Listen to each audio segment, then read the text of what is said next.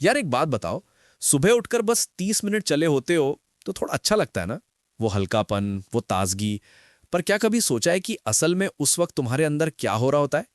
मुझे खुद नहीं पता था जब तक मैंने ये रिसर्च नहीं की।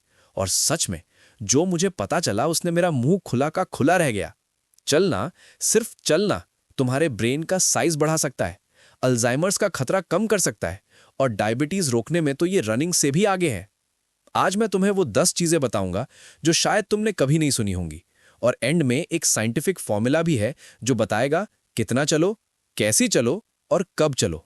तो रुको मत, शुरू करते हैं। ये सुनकर थोड़ा डर लगेगा, पर जानना जरूरी है।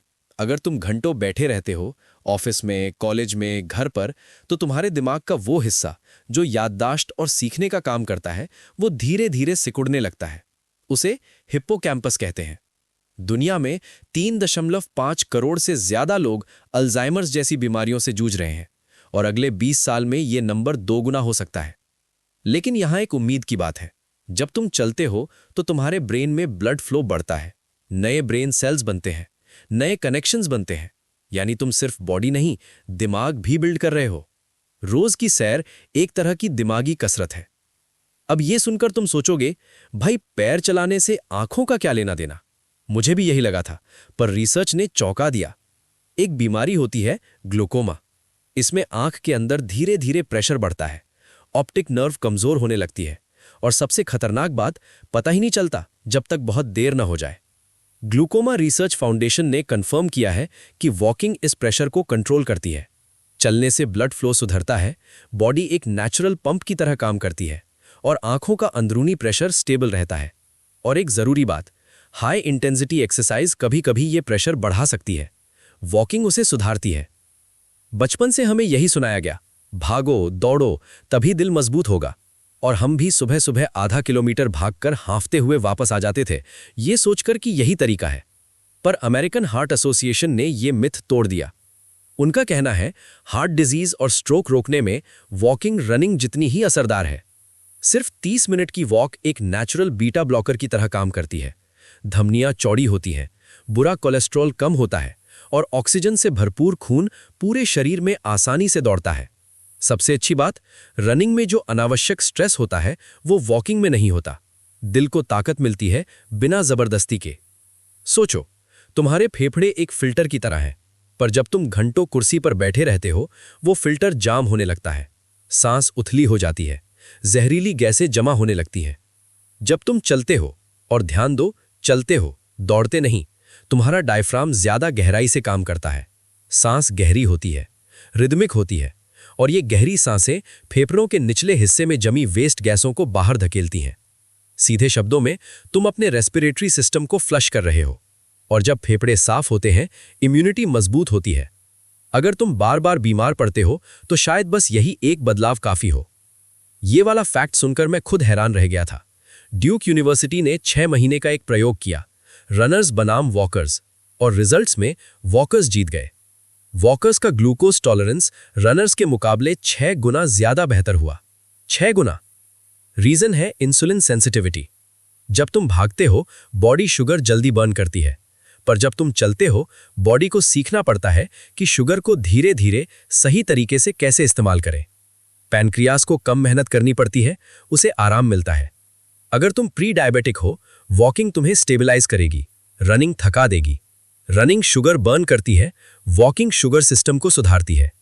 एक बात शायद किसी ने नहीं बताई होगी, तुम्हारा पेट भी एक मसल है, और जैसे कोई भी मसल बिना इस्तेमाल के कमजोर पड़ती है, तुम्हारा पाचन तंत्र भी उसी रास्ते पर जाता है जब तुम बैठे बैठे दिन गुजारते हो। 1.5 लाख लोगों पर हुई एक बड़ी स्टडी में पाया गया, जो लोग ज्यादा बैठते थे उनमें कोलन कैंसर का खतरा ज्यादा था। जब तुम चलते हो, पेट की मसल्स में एक लहर जैसी हलचल होती है, पेरिस्टालसिस, जो खाने को आगे धकेलती है। सिर्फ 30 मिनट की वॉक पाचन को रेगुलर करती है और कोलन कैंसर का खतरा कम करती है। तुम चलकर अपने बॉडी के वेस्ट रिमूवल सिस्टम की मदद कर रहे हो। सिस्टम साफ तो फ्लो स्मूथ। जिम जाने वालों के लिए यह थोड़ा शॉकिंग होगा। हम सोचते हैं बॉडी टोन करनी है तो जिम जाना जरूरी है, वजन उठाना जरूरी है। पर सच ये है कि अगर सही तरीके से चला जाए, 10,000 स्टेप्स एक जिम सेशन को टक्कर दे सकते हैं। हाई इंपैक्ट वर्कआउट में क्या होता है? मसल्स फट जाती हैं, जोड़ सूज जाते हैं और रिकवरी के लिए दिन चाहिए। और वो 6 पैक जो सब चाहते हैं वो 200 क्रंचेस से नहीं, बेली फैट कम करने से बनते हैं। और वो काम वॉकिंग बेहतर करती है। बस एक शर्त है, पोस्चर सही होना चाहिए। रीढ़ सीधी, कोहनियां 90 डिग्री पर, पेल्विस स्टेबल, धीमा शांत पर ताकतवर। तुम बॉडी शेप कर रहे हो बिना उसे तोड़े। ये बात बहुत कम लोग जानते हैं। तुम्हारी हड्डियां मृत नहीं है, वो जीती जागती टिश्यू है। वो प्रेशर पर रिएक्ट करती हैं। अगर तुम उन्हें काम नहीं करवाओगे वो कमजोर होने लगेंगी। इस बीमारी को कहते हैं ऑस्टियोपोरोसिस। पर जो असली मैकेनिज्म है वो बहुत फैसिनेटिंग है। इसे कहते हैं piezo electric effect.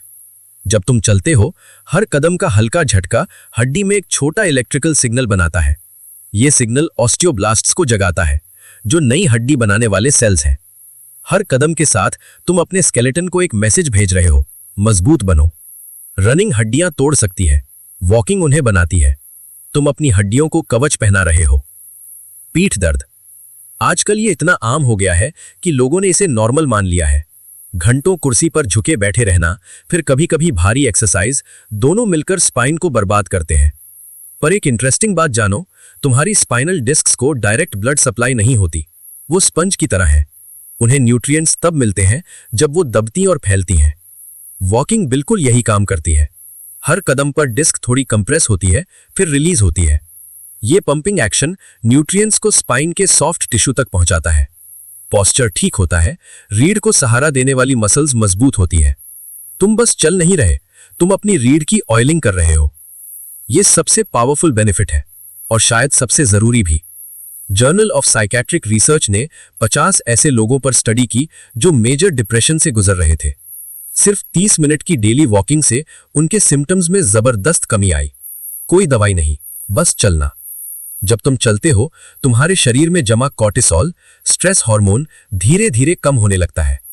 Endorphins release होती हैं, वो नेचुरल फील गुड केमिकल्स। और एक और मैजिकल केमिकल आता है, BDNF, जो तुम्हारे ब्रेन को रिपेयर और ग्रो करता है। आयोवा स्टेट यूनिवर्सिटी ने ऑब्जर्व किया कि स्टूडेंट्स ने कॉन्शियसली खुश रहने की कोशिश नहीं की, बस चले और माइंड ऑटोमेटिकली बेटर फील करने लगा। एक मेरी फेवरेट बात है, depression can't hit a moving target. तुम या तो रुके हुए हो, स्टैग्नेंट हो, डिप्रेस्ड हो, या तुम आगे बढ़ रहे हो। दोनों एक साथ नहीं हो सकते। जो बॉडी मूव करती है, माइंड उसे फॉलो करता है। अब बात करते हैं असली काम की, क्योंकि फोन देखते हुए स्लो स्लो घूमना वॉकिंग नहीं है, वो बस इधर उधर भटकना है। तुम्हें चाहिए एक प्रोटोकॉल। 3 चीजें, फ्रीक्वेंसी, इंटेंसिटी, टाइम। फ्रीक्वेंसी रोज करो। अगर डेली पॉसिबल नहीं तो हफ्ते में 3 से 5 दिन से शुरू करो। 5 मिनट से भी शुरू कर सकते हो, पर रेगुलर रहो। कंसिस्टेंसी ही असली पावर है।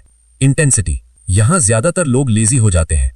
बहुत स्लो चलना कार्डियोवैस्कुलर चेंज नहीं लाता। टॉक टेस्ट जोन पकड़ो। चल रहे हो, बात कर सकते हो, पर ज्यादा बोलने का मन नहीं। अगर गाना गा सकते हो, टू स्लो। अगर सांस फूल रही है, टू फास्ट। बीच का स्वीट स्पॉट। मैजिक नंबर है 30 मिनट्स। यहीं से असली बायोलॉजिकल चेंजेस शुरू होते हैं। मुश्किल लगे तो 15 से शुरू करो। स्टेप्स में देखो, 6000 स्टेप्स एक सॉलिड बेसलाइन है। और 3 बोनस रूल्स। पानी पियो पहले, आर्म्स स्विंग करो, 10% ज्यादा कैलोरीज बर्न होंगी। और रोज सेम टाइम पर जाओ। मॉर्निंग बेस्ट है, सर्केडियन रिदम रीसेट होती है। ये फ्री है, ये इफेक्टिव है, और ये पूरी तरह तुम्हारे कंट्रोल में है।